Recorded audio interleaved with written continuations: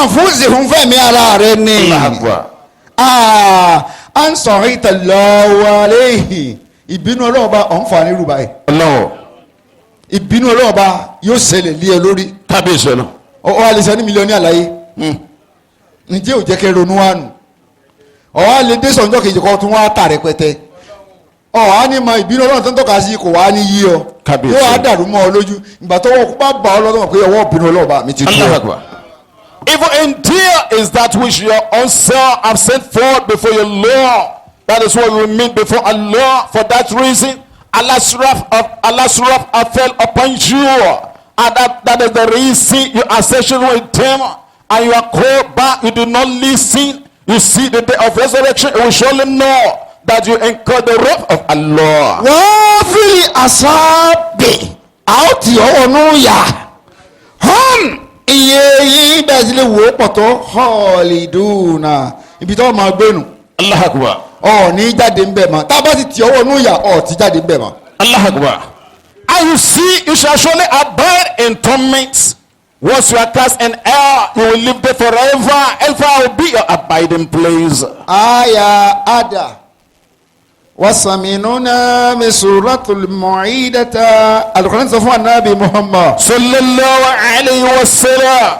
lawla oni walau kanu yu'minu billahi wan nabi wa ma usila ilayhi man ta'asuhu tabiru. Allah Akbar.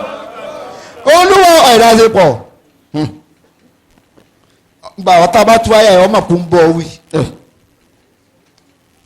sọ ọdún lórí gírí mẹ́ka yìí Kábíyèsí ọ̀la.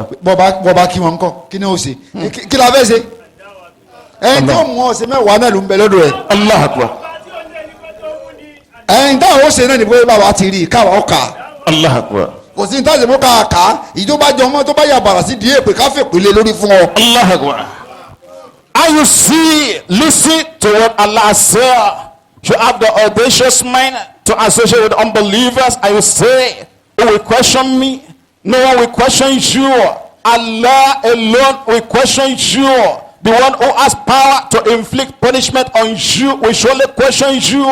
You will surely see the day Allah takes his vengeance on you. walau kanu yu'minu billahi wọ́n gbọ́ wọn tá a rí ìbá gbọ́ lóhùn bá gbọ́ ni wọn à ní débi tá a ní kí wọn mọ̀ dé No. wọn ò ní lọ bí tá a ní kí wọn mọ̀ lọ à ń tẹ́ mú lọ́ọ̀rẹ́ wọn ò ní mú lọ́ọ̀rẹ́. Allah Akbar. wọn nàbí òjíṣẹ́ tó gbà wá tó gbà ló wá fún wọn wọn mú ní mú alábàáṣe wọn sì máa tẹ̀lé ọ̀rọ̀ ẹnu rẹ̀ gẹ́gẹ́ bọ́lá ọba mi ṣe fi ràn. Allah Akbar.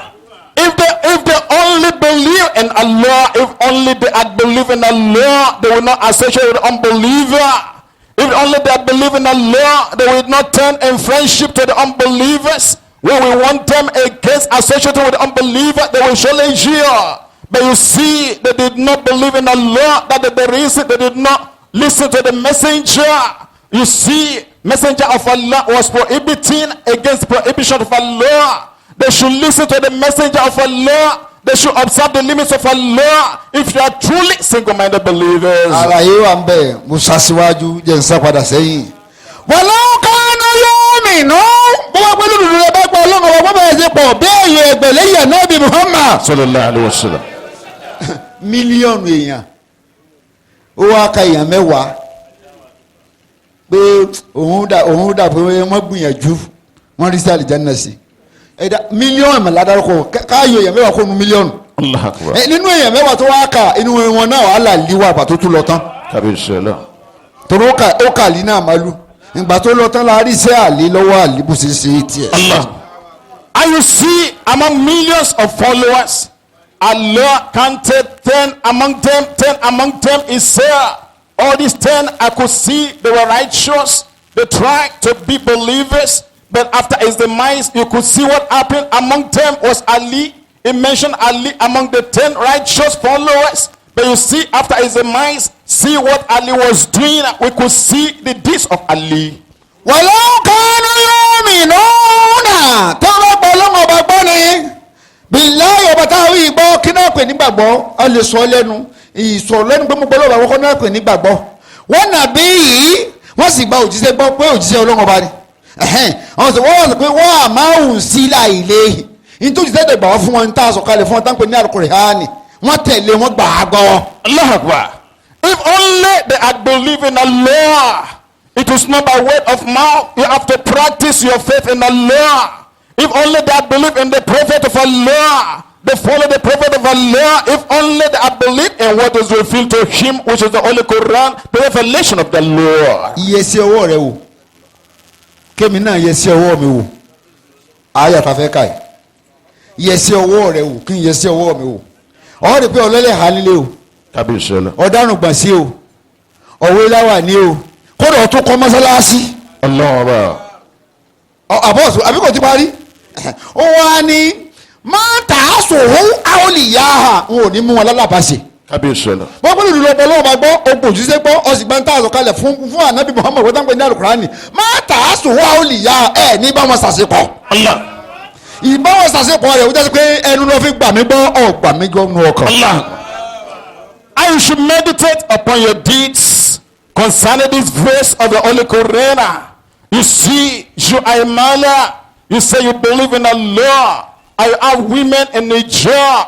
I put on turban, you keep there. You even build a mosque. You could see Allah say, never would you have taken them for friends or protectors or helpers if you are indeed single-minded believers. Ọlọ́run wa ní wàlákínà ṣùgbọ́n kàṣírọ̀ mínú rọ́pọ̀lọpọ̀ ọmọ ṣe wà lẹ́yìn rẹ̀ ànábì Muhammad ẹ̀kọ́ lẹ́sùn fásikúnà èèyàn lásán lọ rí fásikúnà aláìgbọ́rọ̀ kò kí ló kẹ́yìn rẹ̀. Allah Akbar.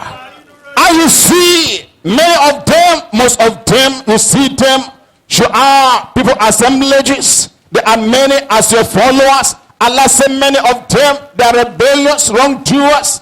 They are definitely disobedient before the Lord. Ayé ìwé dàbá tún ìtúkàn ní Nàìjíríà pé àwọn tó mọ gé olójó lọ́bùn kíláà kan àwọn àní òbílẹ̀jẹ́ tí wọn ò tó tàwọn tó lọ́ọ́ bá mi tọ́ka sí.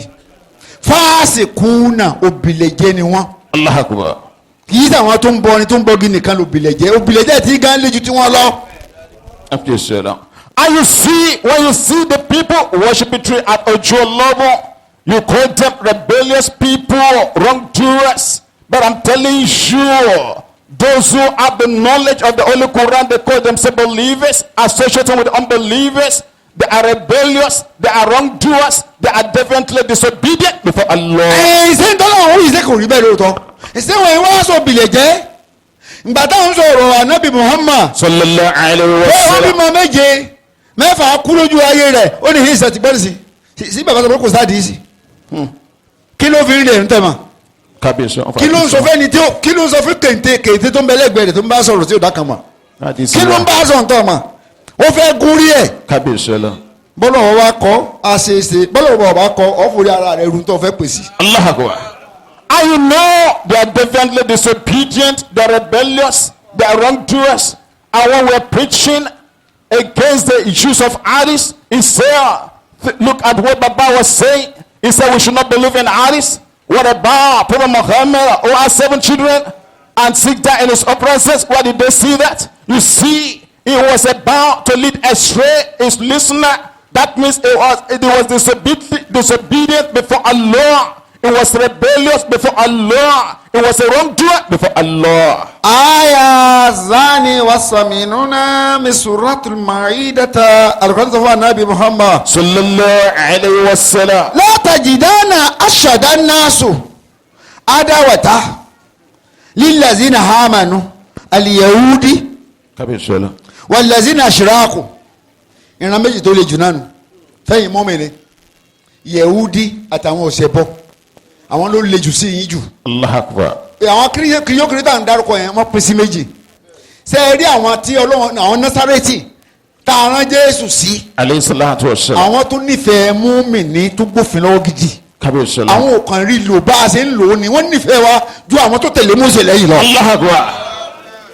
I usually find the most intense of the people in animosity to the believers among the so-called Jews. You see the Nazarites and you see the followers of Jesus Christ. Some of them, the law believers, they could not observe the laws, but they love the believers. they believe in the revelation of Allah. látẹ̀jìdúnà ọlọ́ọ̀lẹ́wọ̀n rí aṣáàdà àwọn tó lé aṣáàdà nẹ́ẹ̀sù tó lé jù sí iye yìí ènìyàn ní kọ́tọ̀ lọ́wọ́ bá ní àádáwà tálọ́ta tó ń wọ́nà kọ́nà lórí ìdẹ́sìmọ̀ Kabisula. wọ́n sì dákẹ́ mírí wọ́n ń wá ọ̀nà kọ́nà lórí bá a ṣe wà ń bí gbogbo ọ̀nà ni wọ́n ń wá.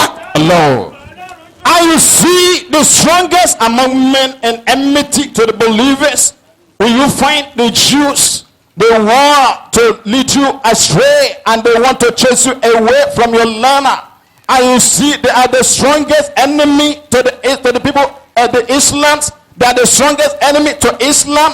That's the strongest enemies to the believers. ọlọ́run tá a rí lílẹ̀ dínà hàmànú wọ́n wọ ọ̀tá ni wọ́n sí èyí tẹ́lẹ̀ gbọ́ lọ́wọ́ bá gbọ́ tẹ́lẹ̀ tẹ̀lé Ànábì Muhammad lẹ́yìn Sallallahu alaihi ọ̀tá ni wasallam. wọ́n ọwọ́ láwọn wo ni Yẹ̀húdí àwọn tá a kọ́ fún lófin àkọ́kọ́ ọ̀tá àwọn sí yín ó lé Allahu Akbar.